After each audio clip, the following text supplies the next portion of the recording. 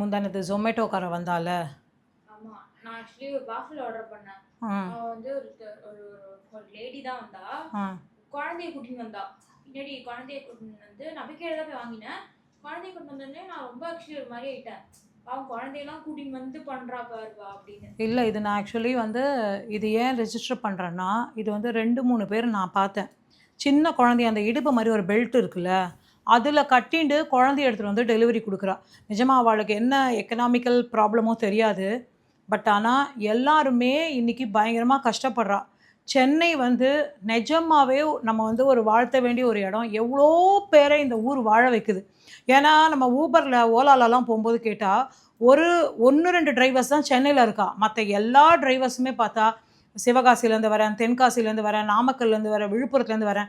ஏன் சார் அங்கே ஓடாதா, ஏன் சார் ஃபேமிலி விட்டு இல்லை மேடம் அங்கே இந்த மாதிரிலாம் ஓடாதுன்னு சொல்கிறான்.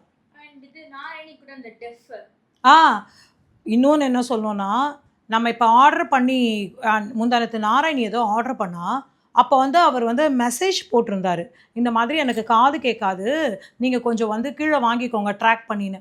நிஜமாக சத்தியமாக ரொம்ப கஷ்டமாக இருந்தது. பாவம் எவ்வளோ பேர் ஃபேமிலிக்காக கஷ்டப்படுறா. லேடிஸ் ஆகட்டும் ஜென்ஸ் ஆகட்டும். ஏன்னா லேடிஸ் மட்டும்தான் கஷ்டப்படுறான்னா நான் சொல்லலை, எல்லாருமே கஷ்டப்படுறா ஃபேமிலிக்காக. ஆனால் இன்றைக்கி நமக்கு பெரிய பிளாட்ஃபார்ம் இருக்குது எல்லாத்துக்குமே பிழைக்கிறதுக்கு. ஒரு நாளைக்கு ஒருத்தர் கஷ்டப்பட்டோன்னா 1000 ரூபாயிலேருந்து 1500 வரைக்கும் சம்பாதிக்கலாம் நிச்சயமாக. அதுவும் பர்டிகுலர்லி சென்னையில் எல்லாம் ரேப்பிடோ லேடிஸ் ஓட்டுறா. அதே மாதிரியே இந்த மாதிரி ஸ்விக்கி ஜொமேட்டோவோ இந்த மாதிரி எடுத்துன்னு வரா. இது ஆட்டோ டிரைவர்ஸாக எவ்வளோ லேடிஸ் இருக்கா. ஆட்டோ வந்து லேடிஸ்க்கு மட்டுமே ஆட்டோலாம் கூட வந்துடுது. ஸோ தயவு செஞ்சு எனக்கு பிழைக்க வழி இல்லை, வேலை கிடைக்கலன்னு இனிமேல் யாருமே சொல்லவே கூடாது. படிப்புக்கு தகுந்த வேலையை தேடுறதை விட பொழப்புக்கு தகுந்த வேலையை தேடினோன்னா நிச்சயமாக எல்லாருக்குமே வேலை இருக்குது. இங்கே நம்ம அதை எப்படி யூஸ் பண்ணிக்க போகிறோன்றது மட்டும்தான். முடிஞ்ச வரைக்கும் நம்மளால் முடிஞ்ச வரைக்கும் நம்ம ஆர்டர் பண்ணுறதுனால அவளுக்கு ஒரு வருமானம் தான்.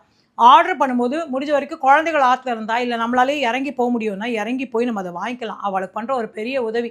ஏன்னா வெயில் அவ்வளோ தூரம் எடுத்துன்னு வரா, அந்த ஹெல்ப்பை நம்ம கட்டாயமாக பண்ணலாம். பசங்களுக்குமே கூட நம்ம கீழே போய் வாங்கிடுவான்னு சொல்லலாம். தேங்க்யூ.